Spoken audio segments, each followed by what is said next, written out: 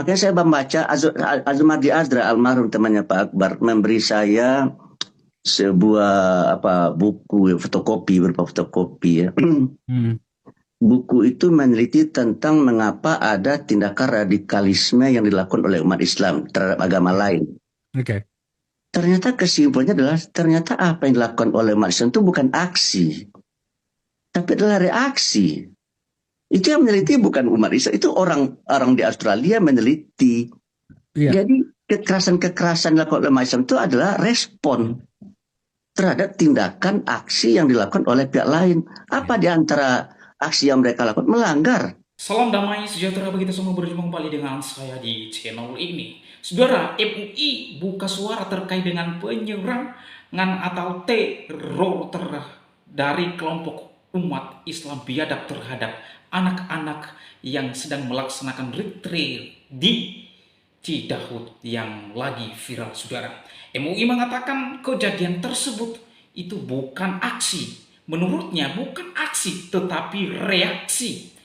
Karena tidak melapor 1 kali 24 jam, ya. Tamu wajib melapor, ungkapnya. Nah, halo Pak MUI, saya tantang Bapak turun di lapangan, mari kita akan cek semua masjid dan semua musola. Apakah ada izin? Kalau tidak ada izin, kita akan lakukan yang sama, dibubarkan saja. Ya. Sekali lagi, tantangan kepada Bapak MUI, silakan turun di lapangan atau kapan, ya, hubungi saya akan datang turun di lapangan, kita akan cek, ya, masjid dan seluruh musola apakah ada. Karena Bapak mengatakan kejadian-kejadian tersebut, bahkan kejadian penyerangan terhadap anak-anak retreat kemarin adalah itu bukan aksi tetapi reaksi, ya. Sekali lagi, ayo Pak, kita turun di lapangan. Kita akan cek secara keseluruhan apakah masjid dan musola juga memiliki izin. Gereja sudah ada izin pun mereka para intoleransi manusia biadab ini, mereka membubarkan, mereka mengusir, mereka demo, ya. Padahal izin pembangunan ibadah gereja tersebut sudah dikantong dan sudah ada. Apakah itu reaksi Pak MUI? Bukankah itu aksi? Oleh karenanya mari kita akan melihat narasi-narasi Bapak MUI terkait dengan hal ini. Kan begini ya, di RT itu ada sebuah pengumuman tamu, ya kalau masuk ke RT itu harus lapor kan gitu ya. Iya. Jadi sebelum terjadi masalah, ya mereka lapor dulu gitu. Ya kalau udah lapor tentu akan diketahui apa yang akan mereka lakukan sehingga segala hal yang mungkin terjadi yang tidak kita inginkan bisa diminimalisir. Kalau kesan saya mereka nggak lapor. Itu sehingga akhirnya tidak bisa lakukan tindakan preventif. Coba lapor.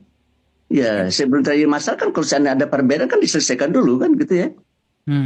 Nah, cuma kan tidak mereka lakukan itu, mereka langsung aja tiba-tiba beribadah bersama-sama gitu kan ya. Saya rasa tidak ada orang Islam yang melarang orang lain beribadah, tidak ada. Cuma kalau seandainya mereka beribadah bersama-sama di suatu tempat, nah itu memang perlu dibicarakan. Tidak hanya orang Islam itu, orang non-Islam pun juga membicarakan. Itu orang di Bali ya. Masa di hari Nyepi saya tidak boleh berjalan?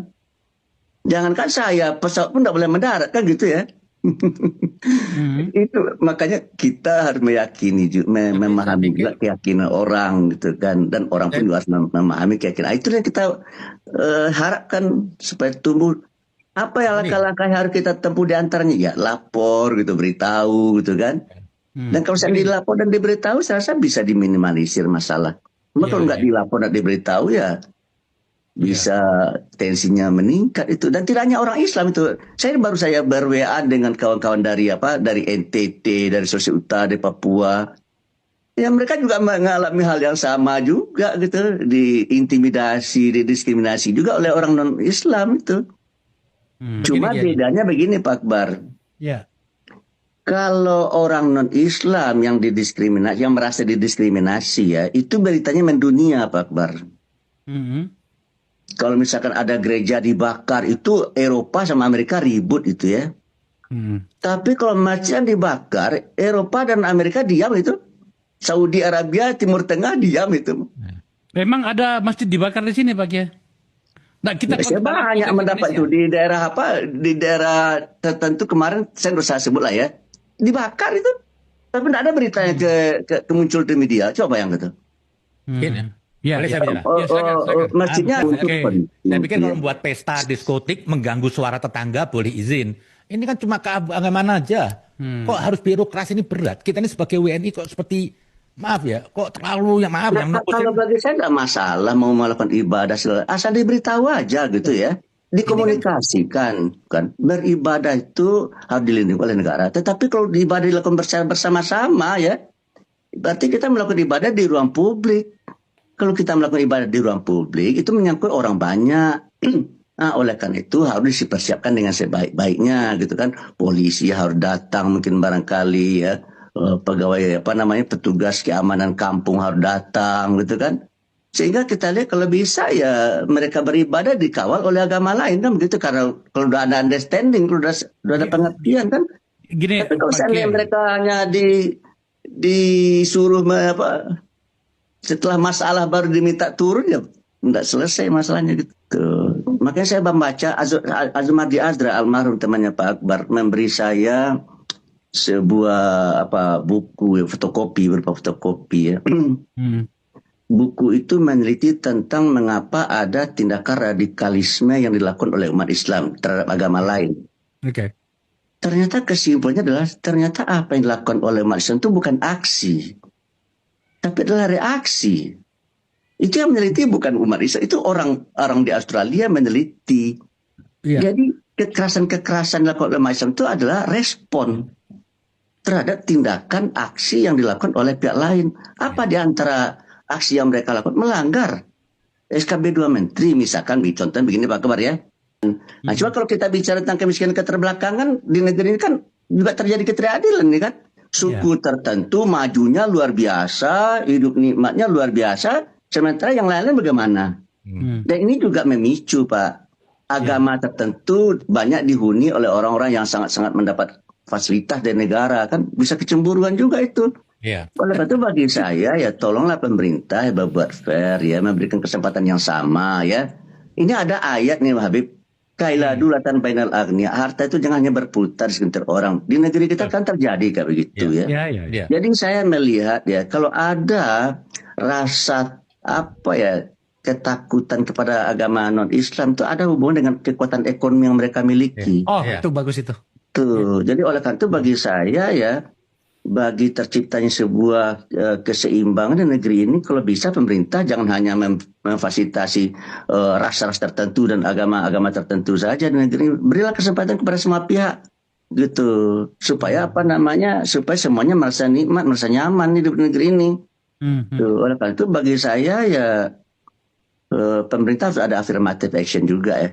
Maaf ini ya. Yang namanya penduduk asli terlepas agamanya apa gitu ya, di negeri ini kan hidupnya masih masih bermasalah lah gitu. Sementara yang tidak penduduk asli hidupnya menurut saya sebagian besar ya udah luar biasa. Orang terkaya di negeri ini, coba Bang Pur bayangkan hari ini saya lihat dari 10 orang terkaya di negeri ini tidak ada satupun penduduk asli, coba yang itu bagaimana, apa tidak menimbulkan kecemburuan itu? Makanya bagi saya ya ini kalau kayak begini terus ya, kalau diserahkan penyelesaian masalah kepada mekanisme pasar ya, maka yang akan menang adalah yang punya kapital gitu. Oleh karena itu bagi saya persoalan ekonomi tidak bisa diserahkan kepada masyarakat sepenuhnya, negara harus berperan. Habib mengatakan tadi harus negara hadir lah ya dalam menyelesaikan masalah-masalah yang kita hadapin, baik dalam masalah sosial, hukum, ekonomi, politik gitu. Dan juga masalah hukum ini menurut saya ya, hukum ini kan dibuat oleh para politisi dan termasuk salah satu politisi itu adalah Bang Akbar kan.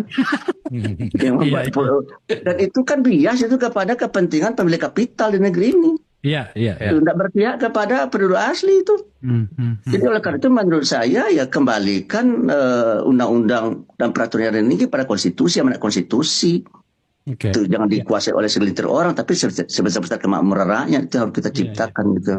Makasih Pak Kiai. Aktivis media sosial Permadi Arya alias Abu Janda mengkritik Menteri Agama Nasaruddin Umar. Gara-garanya, Menak tak sepatah kata pun melontarkan statement terkait kasus intoleransi yang terjadi di Cidahu, Sukabumi. Menteri Agama kayaknya lagi tidur pulas, ucap Abu Janda menjawab pertanyaan seorang wartawan. Setelah wartawan itu bertanya, kenapa Menteri Agama nggak ada komentar soal intoleransi? Menurut Abu Janda, kasus intoleransi agama ini sebenarnya ranah Menteri Agama. Karena itu seharusnya dia hadir sebagai mediator, regulator, dan penengah. Kasus di Sukabumi adalah gesekan antar umat beragama, antara umat Islam dan Kristen. Seharusnya Menteri Agama yang paling bertanggung jawab untuk jadi mediator, ucap Abu Janda. Tapi itu nggak dilakuin sama sekali, malah yang kita lihat hadir adalah Kementerian Hak Asasi Manusia, tambahnya. Pak Nasaruddin masih tidur pulas, mungkin belum bangun, sindirnya lagi. Pernyataan Abu Janda ini viral dan dapat banyak dukungan dari netizen. Loh, Indonesia ada Menteri Agama tah? Tulis seorang netizen. Menteri Agama yang mana ye? Tulis netizen lain ikut nyindir. Kementerian 6 Agama no, Kementerian 1 Agama yes, tulis yang lain. Komentar-komentar itu nunjukin kalau publik kesel sama sikap diam 1000 bahasa Pak Menteri. Di media cetak maupun elektronik gak pernah kita dengar pernyataannya terkait kasus itu. Dia seperti pura-pura nggak tahu atau malah menghindar total untuk ikut bicara terkait masalah itu. Apa mungkin karena korbannya umat Kristen, makanya nggak keluar statement apapun. Lumrah kalau akhirnya masyarakat ngasih Pak Nasar dengan cap Menteri Satu Agama. Julukan itu bukan asal jeplak, tapi muncul karena banyak jejak ucapan kebijakan sama gestur beliau yang kelihatan condong ke satu agama tertentu aja. Contohnya pada Desember 2024, Pak Menteri pernah bilang di kawasan elit Jakarta dari Sudirman sampai Pantai Indah Kapuk gak ada masjid megah yang berdiri. Pernyataan itu diprotes banyak pihak karena kesannya terlalu fokus urus pembangunan masjid, padahal umat agama lain juga punya hak atas fasilitas ibadah. Komentar kayak gitu dianggap kurang sensitif sama realitas pluralisme di Indonesia. Selain itu, tiap pidato beliau selalu nyerempet soal penguatan fungsi masjid. Dia juga sering menegaskan peran umat Islam sebagai mayoritas dalam pembangunan bangsa. Akhirnya publik lihat prioritas kebijakan beliau berat sebelah dan jarang banget dengar program nyata buat pembinaan lintas agama. Ini bikin kepercayaan publik makin turun, apalagi kalau pas ada konflik lintas agama malah ngilang. Ini sangat disayangkan sekali. Padahal publik semula berharap banyak kepada Pak Nasar. Sebelum menjawab sebagai menteri, Pak Nasar dikenal sebagai sosok yang pluralis dan penuh toleransi. Masih ingat dalam ingatan kita, Pak Nasar dengan terbuka menerima dan mengajak Paus Fransiskus datang ke Masjid Istiqlal. Bahkan saat itu dia sampai mencium kening Paus Fransiskus. Dalam berbagai kesempatan sebelum jadi menteri, dia sering menyampaikan gagasan tentang pluralisme. Menurutnya pluralisme adalah modal penting bagi Indonesia bahkan untuk bersaing di kancah internasional. Saat sudah menjadi menteri, sikapnya seperti berubah. Gagasannya terkait pluralisme dan toleransi seperti hilang. Yuk Pak Menteri bangun dari tidurnya. Saya sudah melihat acara Edis TV, yaitu terkait dengan agama.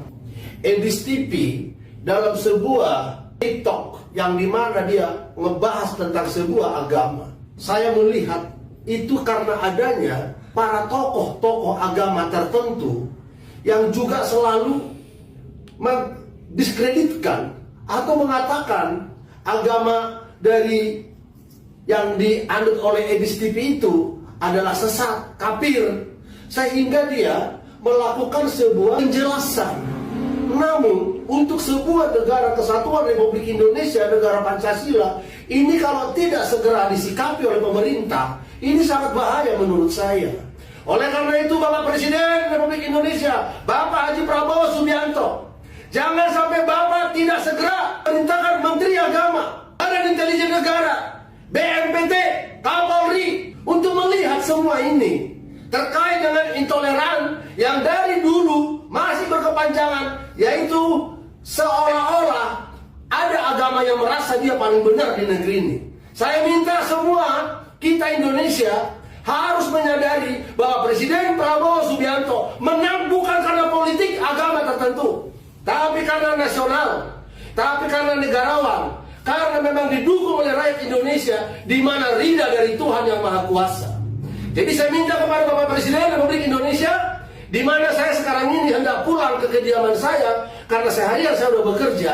Di kantor ini berdatangan terus orang minta bantuan hukum, beda dengan agama saya, tapi saya bela terus. Saya minta Pak Presiden supaya diperintahkan menteri yang terkait dengan agama, supaya betul-betul diselesaikan persoalan intoleran. Nggak boleh ada yang merasa dia paling hebat. Zaman raja-raja tidak ada intoleran. Zaman raja-raja, Raja Mataram, Raja Siliwangi, Raja Majapahit, nggak ada yang namanya intoleran. Damai semuanya. Ini udah jelas-jelas dibuat di Indonesia, negara hukum, negara Pancasila. Kok persoalan agama mulu? Ini diduga karena adanya guru-guru, pengajar-pengajar, penceramah-penceramah yang diduga ngebalelo. Ya, dalam arti ngebalelo tidak menjelaskan tentang kepancasilaan. Ini tidak boleh ya diduga agama-agama tertentu. Ya, saya tidak bilang merek agama. Saya minta Indonesia harus luput dari sebuah persoalan intoleran. Demikian saya sampaikan dari tempat ini. Terima kasih. Nah teman-teman, itulah dia video yang baru saja kita saksikan terkait dengan wejangan dari Pak MUI, bahwa ia memandang semua yang terjadi terhadap umat Kristiani termasuk di Cidahu dan juga ya yang di Depok itu, ya semuanya di dalam pandangannya itu bukan aksi. Kalau Pak MUI, kalau itu bukan aksi, mengapa harus melakukan pengerusakan? Mengapa harus merusak simbol salib iman kekristenan? Mengapa motor-motor dirusak oleh para manusia biadab? Mengapa para pelaku merusak mobil dan lain sebagainya? Kalau itu bukan aksi, Pak, apakah reaksi harus sampai merusak villa milik seseorang? Nah ini kan kocak pernyataan Pak MUI ini, ya kocak teman-teman. Ini bagi saya pernyataan Bapak ini sangat berbahaya. Seolah-olah ia nge-backing ya, seolah-olah ia setuju dengan apa yang dilakukan oleh para eksekutor tersebut. Hanya gara-gara karena belum lapor. Apakah karena belum lapor harus melakukan pengerudukan? Apakah karena belum lapor 1x24 jam harus villa tersebut dirusak, simbol iman kekristenan dirusak, mobil-mobil dirusak, motor dirusak? Apakah seperti itu Pak MUI? Saya melihat narasi Anda terkait dengan ini seolah-olah Anda mendukung dengan aksi manusia-manusia biadab itu. Kalau memang benar belum melapor 1x24 jam, pertanyaannya apakah harus melakukan perbuatan sekeji itu terhadap rumah singgah tersebut? Ini bukan reaksi Bapak, ini aksi. Justru karena hate, kebencian terhadap umat kekristenan, sehingga reaksi mereka, aksi mereka melakukan pengerusakan, melakukan anarkis. Itu dipicu karena kebencian mereka terhadap iman kekristenan. Sekali lagi saya tantang MUI, ayo turun di lapangan. Kita bersama-sama cek izin rumah ibadah, masjid dan musola. Apakah ada? Kalau tidak ada, kita lakukan hal yang sama terhadap kekristenan. Berani tidak? Berani tidak Pak MUI datang turun di lapangan? Berani tidak? Jangan hanya omong-omong saja. Teman-teman MUI ini yang menganggap bahwa kejadian-kejadian pengusiran ibadah yang terjadi adalah bukan aksi dari kelompok Islam yang melakukan itu, namun reaksi. Sekali lagi pernyataan Bapak MUI ini berbahaya sekali. Berbahaya sekali. Oleh karenanya, teman-teman silakan berkomentar di kolom komentar, serukan keadilan dan lawan intoleransi di bangsa ini.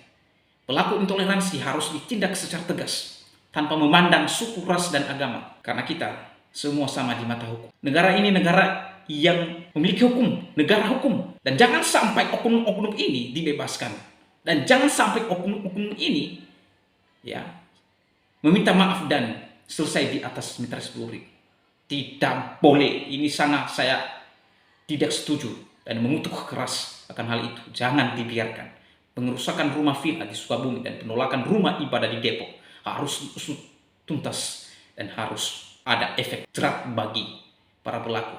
Ya, saya tidak setuju dengan apa yang disampaikan oleh MUI, terkait pernyataannya itu. Sekali lagi saya mau tantang MUI.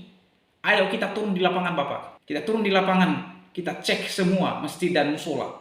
Apakah ada izin? Karena para kadrun-kadrun ini, para manusia biadab ini, mereka menuntut itu terhadap kami. Karena berdoa di rumah saja, mereka mau minta harus ada izin. Ini kan kocak. Anda berdoa di rumah Bapak sendiri, apakah perlu izin? Tidak perlu. Sama dengan kami Pak MUI. Kami berdoa di rumah. Ya, kami berdoa di rumah. Dan ada simbol-simbol salib yang paling sakral di dalam rumah kami. Ya, apakah harus ada izin? Tidak perlu. Tidak perlu. Sekali lagi, ayo kita turun di lapangan Bapak. Jangan diam saja. Ya, jangan seolah-olah Anda tidak melihat yang terjadi. Silakan turun di lapangan, kita cek semuanya, apakah ada izin atau tidak. Kalau tidak, kita lakukan hal yang sama. Ya. Ini ultimatum kepada Bapak, silakan turun di lapangan. Ayo kita cek. Anak-anak nangis gemetar ketakutan karena aksi para kelompok Islam biadab ini. Ya. Kapolsek, Kades, RT RW termasuk di dalamnya ikut mendukung bibit-bibit intoleransi dan bibit-bibit teroris di negara ini. Ya, brutal sekali, rusuh, merusak apa yang mereka rusak, salib. Sebenarnya ya, pelanggaran yang mereka lakukan Bapak bukan hanya pengerusakan villa, tetapi penistaan agama terhadap simbol salib iman kekristenan. Jadi jangan anggap itu bukan aksi dan mengatakan itu reaksi. Kalau memang itu reaksi tidak sampai pada pengerusakan, apa dampaknya sekarang Bapak? Kami umat Kristen melakukan hal yang sama seperti yang mereka lakukan terhadap anak-anak Bapak. Bapak terima tidak? Sekali lagi, Bapak MUI terima tidak terkait dengan kejadian tersebut? Misalnya ada kelompok umat Kristen yang menggeruduk dan melakukan hal yang sama seperti yang mereka lakukan. Lalu anak-anak cucu Bapak trauma, terganggu psikologi dan trauma terhadap aksi kelompok tersebut. Bapak terima tidak? Bapak terima tidak? Jadi jangan omong-omong dong. Jangan bilang ini aksi, ini reaksi bukan aksi. Otaknya ditaruh di mana ini? Ya. Oleh karena saudara, bagaimana tanggapan dan pendapat saudara? Yuk berkomentar di kolom komentar. Ya, serukan keadilan supaya di bangsa ini ada keadilan. Demikian video saya kali ini, sampai bertemu di video saya selanjutnya. Tuhan Yesus memberkati semua. Shalom.